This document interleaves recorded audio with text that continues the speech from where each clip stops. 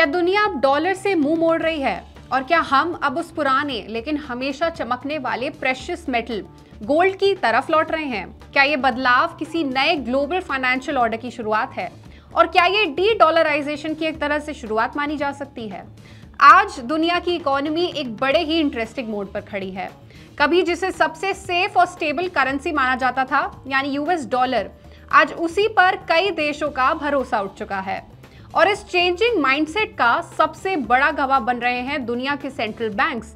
जहां पहले एक समय पर डॉलर और यूएस ट्रेजरी बॉन्ड्स का दबदबा था, आज वहां गोल्ड अपनी जगह बना रहा है।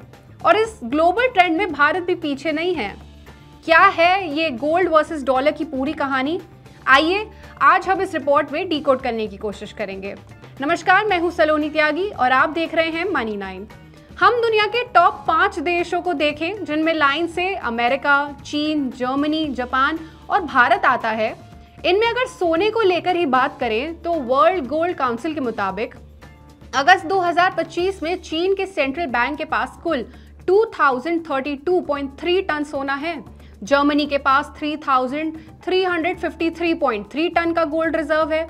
जापान के पास 646 टन सोना है। वहीं भारत के पास अगस्त 2025 तक 880 टन गोल्ड रिजर्व है।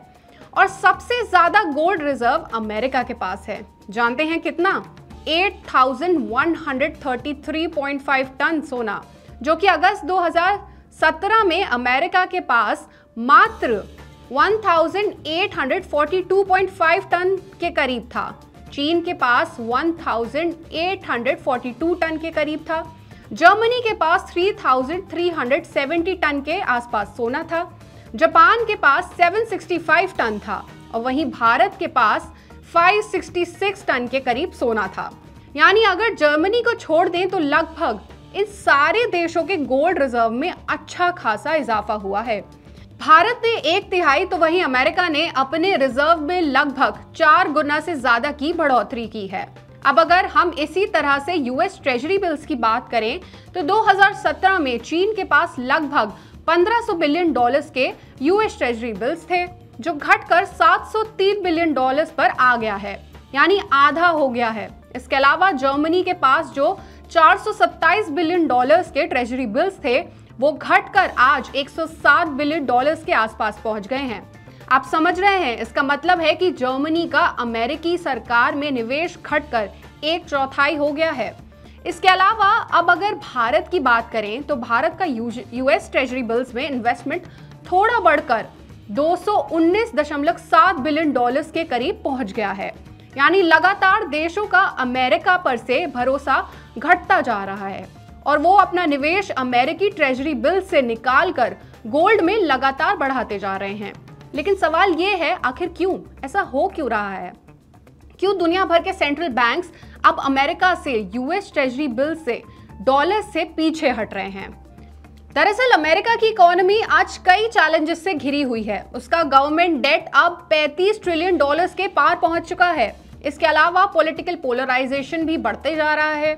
बजट डेफिसिट रिकॉर्ड लेवल पर है और इंटरेस्ट रेट्स को लेकर अनसर्टेनिटी बनी हुई है। अभी तो अमेरिका में शटडाउन की स्थिति भी बनी हुई है। ऐसे हालातों की वजह से जो भरोसा कभी डॉलर पर हुआ करता था, अब लोगों का अमेरिका पर वैसा भरोसा नहीं रहा है। ऐसे में भारत जैसे कई देश अब डाइवर्सिफिकेशन स्ट्रैटेजी अपना रहे हैं। आरबीआई अब फॉरेन रिजर्व्स को सिर्फ डॉलर्स में नहीं रख रहा, बल्कि एक हिस्सा गोल्ड में रखकर रिस्क को बैलेंस कर रहा है। गोल्ड काफी सेफ ऑप्शन है। गोल्ड की खासियत ही यही है, ये किसी देश या करेंसी पर डिपेंड नहीं करता। ये एक रियल फिजिकल एसेट है जो किसी भी पॉलिटिकल या फाइनेंशियल क्राइसिस में भी अपनी वैल्यू बनाए रखता है। 2020 में जहां गोल्ड का भाव करीब 1920 डॉलर्स पर आउंस था, जो 2025 में बढ़कर 4110 डॉलर्स पर आउंस पर पहुंच गया। यानी सिर्फ 5 साल में इसकी कीमत डबल से भी ज्यादा हो गई। दरअसल ये एक फार साइटेड स्ट्रैटेजी है।